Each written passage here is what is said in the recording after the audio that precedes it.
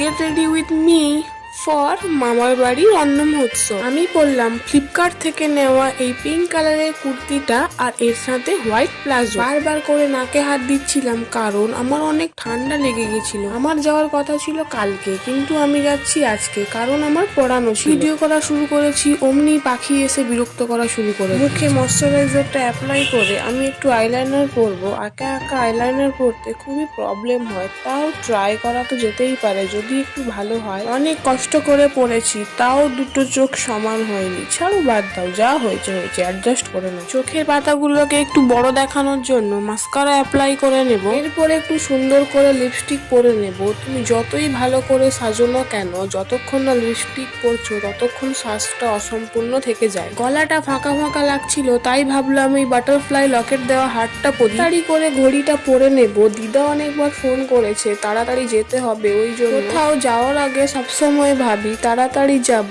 কিন্তু আমার বেরোতে বেরোতেই অনেকটা লেট হয়ে যায়। কি আর করব, অলস মানুষ। হেয়ারটা করে নিলেই আমি পুরো রেডি। কিছুদিন আগে আমি আমার হেয়ারটা কেটে ফেলেছি, কারণ আমার হেয়ারটা খুব ড্যামেজ হয়ে গেছিল এবং আগা অনেক ফেটে গেছিল, তাই ভাবলাম হেয়ারটা কেটে ফেলি। আর হেয়ার ফলের কথা তো বলোই না, সেটা তো হয়েই চলেছে। পাতলা হেয়ারে কোনো রকম একটা হেয়ার স্টাইল করেছি, তারপর পাখি এসে আমাকে বলছে, দিদি আমাকে একটু সাজিয়ে দে না রে। আমি বললাম, দাঁড়া আমি আগে সেজে নিই, তারপর তুই সাজবি। ফাইনালি আমি রেডি, চলো যাওয়া যাক। ভিডিওটা ভালো লাগলে একটা লাইক করে দিও। টাটা।